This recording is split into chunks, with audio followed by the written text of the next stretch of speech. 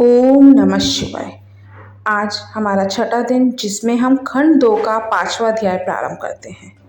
5वां अध्याय शिवलिंग का रहस्य एवं महत्व।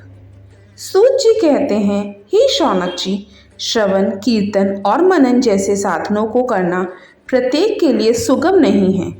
इसके लिए योग्य गुरु और आचार्य चाहिए। गुरुमुख से सुनी हुई वाणी मन की शंकाओं को दग्ध करती है। गुरुमुख से सुने शिव तत्व द्वारा शिव के रूप स्वरूप के दर्शन और गुणानुवाद में रसानुभूति होती है। तभी भक्त कीर्तन कर पाता है।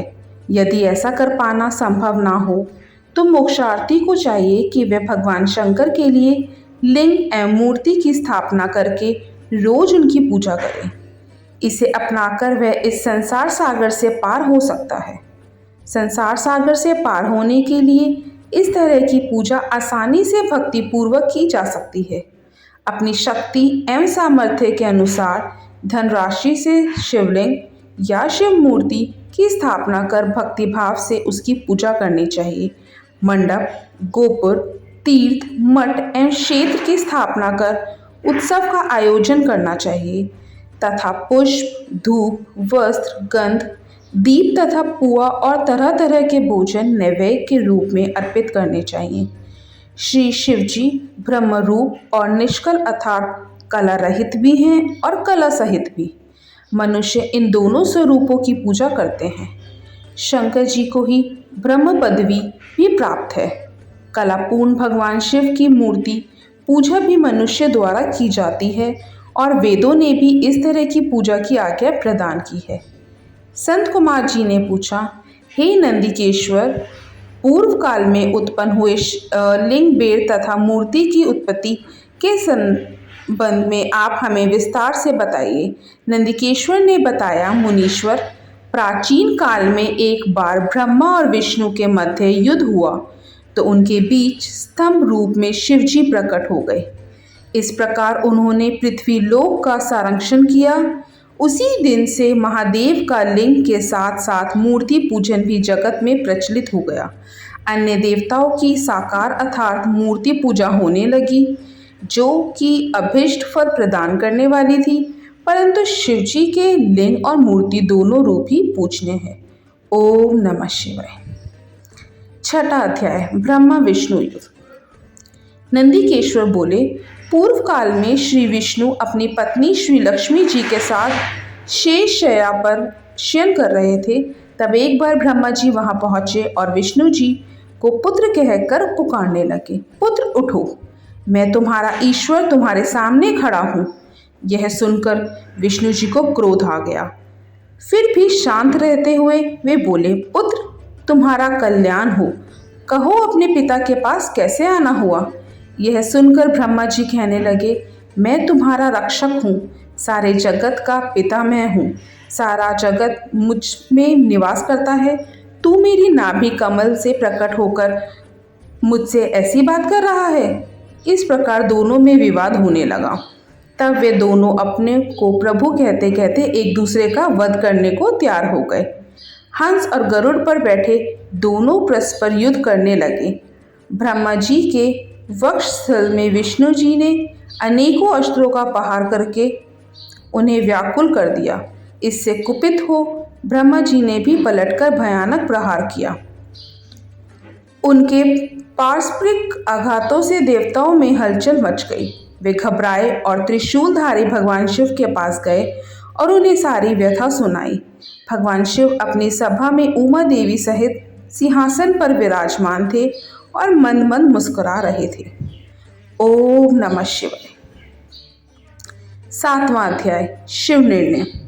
महादेव जी बोले, पुत्रों, मैं जानता हूँ कि तुम ब्रह्मा और विष्णु के परस्पर युद्ध से बहुत दुखी हो। तुम डरो मत, मैं अपने गणों के साथ तुम्हारे साथ चलता हूँ। तब भगवान शिव अपने नंदी पर आरूढ़ हो देवताओं सहित युद्ध स्थल की ओर चल दिए। वहां छिपकर वे ब्रह्मा विष्णु के युद्ध को देखने लगे।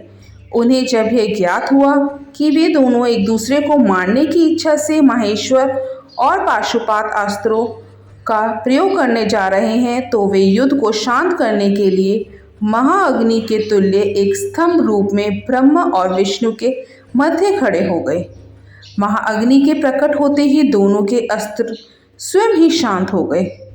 अस्त्रों को शांत होते देखकर ब्रह्मा और विष्णु दोनों कहने लगे कि इस अग्नि स्वरूप स्तंभ के बारे में हमें जानकारी करनी चाहिए। दोनों ने उसकी परीक्षा लेने का निर्णय लिया। भगवान विष्णु ने शूकर रूप धारण कर किया और उसको देखने के लिए नीचे धरती में चल दिए। ब्रह्मा जी हंस का रूप धारण करके ऊपर की ओर चल दिए। पाताल में बहुत नीचे जाने पर भी विष्णु जी को स्तंभ का अंत नहीं मिला, अतः वे वापस चले आए।